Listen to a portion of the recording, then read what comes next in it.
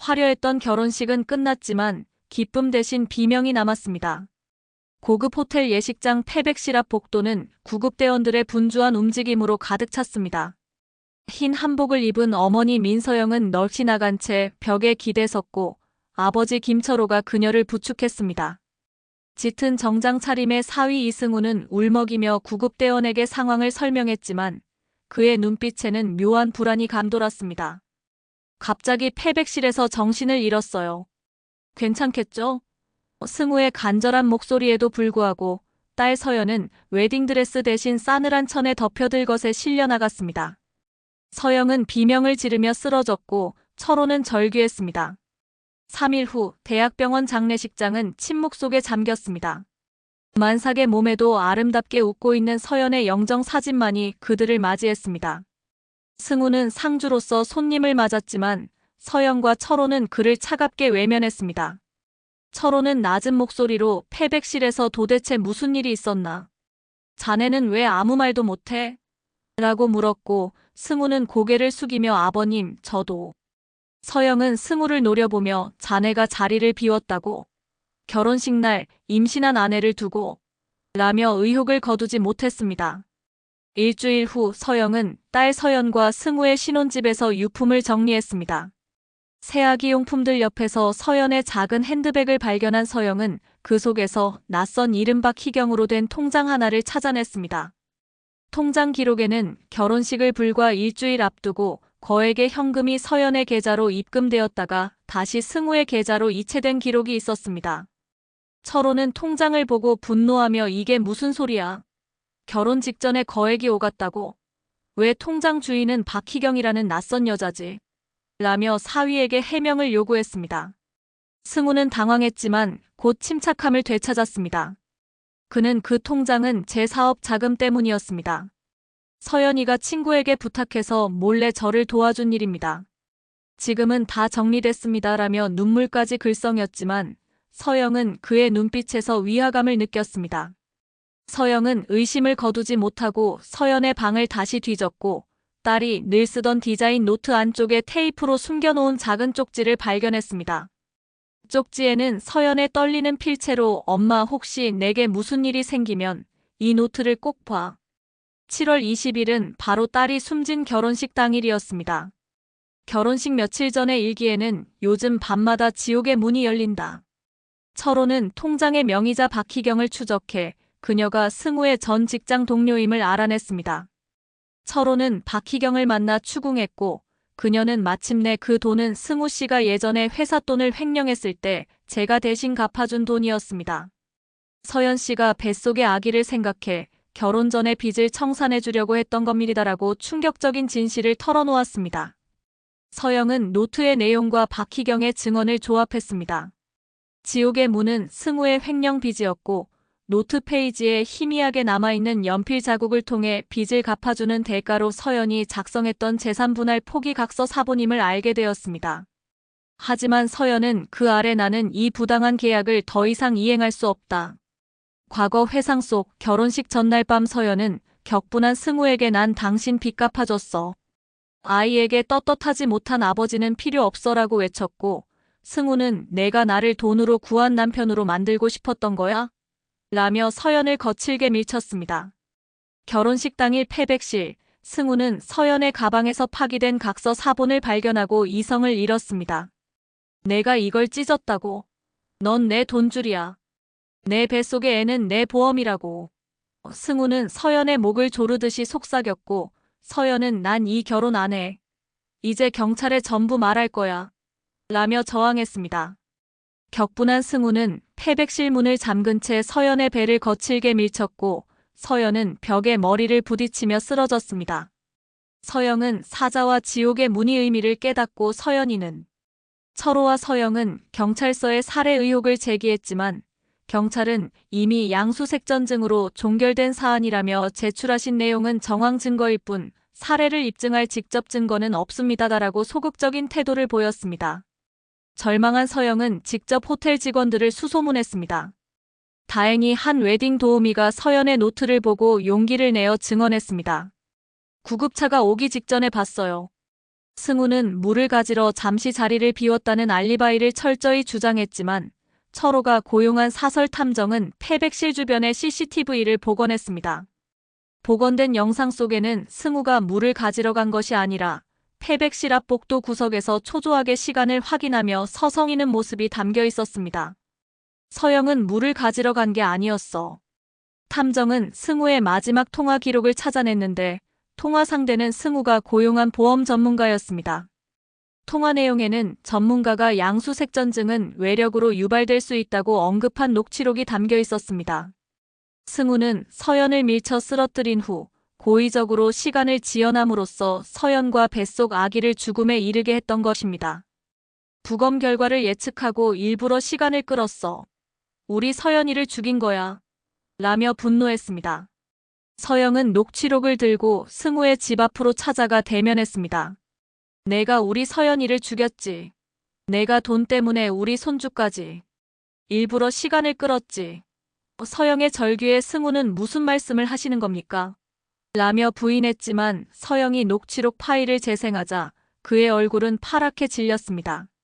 결국 서연의 부모는 사설 증거와 딸이 남긴 숨겨진 메시지를 들고 언론에 진실을 폭로하며 경찰에 재조사를 요청했습니다. 우리 딸 서연이는 사위의 탐욕에 희생되었습니다.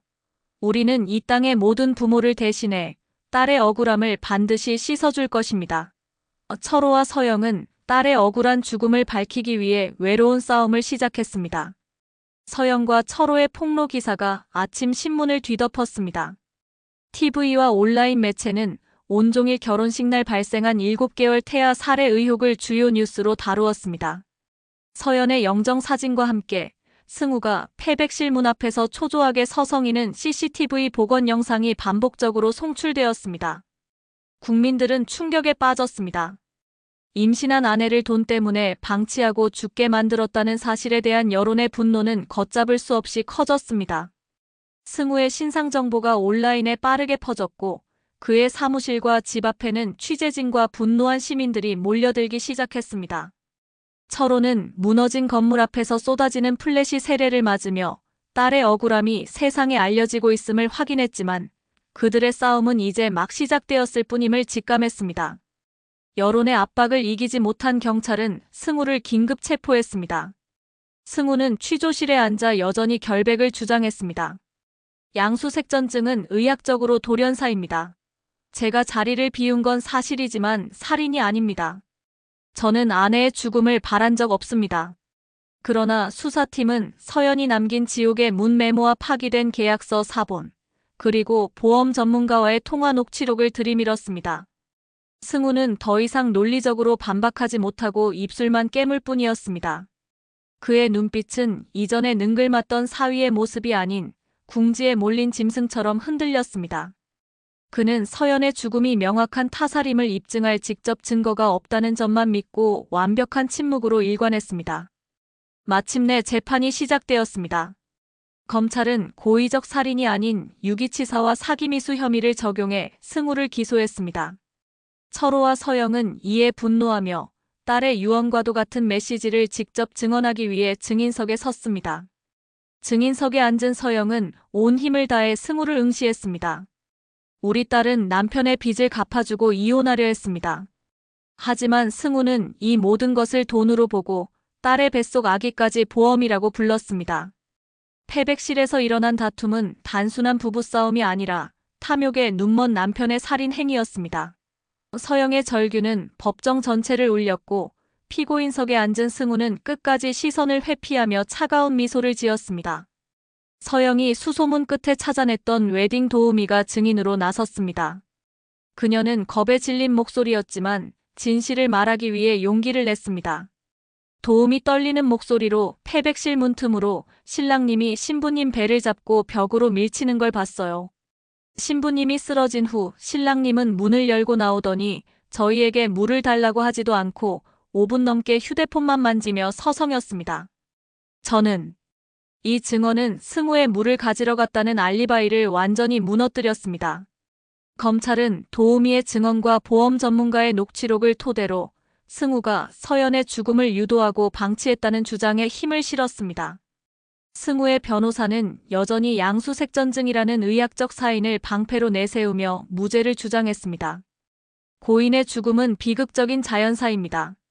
피고인이 부도덕한 행동을 했음은 인정하나 살인 의도나 직접적인 행위를 입증할 증거는 없습니다. 이때 철호는 자리에서 벌떡 일어났습니다. 판사의 제지에도 불구하고 그는 주머니에서 서연의 낡은 노트를 꺼내 들었습니다. 이건 우리 딸이 우리에게 남긴 마지막 쪽지입니다. 죽음이 임박했음을 알고 남긴 절규입니다. 딸은 남편을 사자라고 불렀고 이 결혼을 지옥의 문이라 했습니다. 돈 때문에 사랑을 가장한 결혼이었고 진실이 폭로될까 두려워 살해를 방치한 파렴치한 범죄입니다. 철호의 격정적인 외침은 재판부에 강력한 호소력을 남겼습니다. 긴장감이 감도는 가운데 판결이 선고되었습니다. 판사는 승우의 횡령 빚, 재산 포기 각서, 보험 전문가와의 통화 내용, 그리고 증인들의 증언을 종합하여 판결했습니다. 판사 피고인 이승우는 경제적 이득을 위해 피해자 김서연과의 결혼을 유지하려 했으며 피해자가 임신 중임을 악용하고 갈등 중 발생한 상해를 고의적으로 방치하여 사망에 이르게 한 부작위에 의한 살인죄가 인정된다. 이는 보험금을 노린 행위임을 참작하여 판사는 승우에게 징역 20년을 선고했습니다. 유기치사가 아닌 살인죄가 인정된 순간이었습니다. 승우는 형량을 듣고 자리에서 풀썩 주저앉았고 방청석의 서영은 억눌렀던 눈물을 터뜨렸습니다. 이는 단순한 형벌이 아니라 딸 서연의 명예와 억울함이 공식적으로 인정받는 순간이었습니다.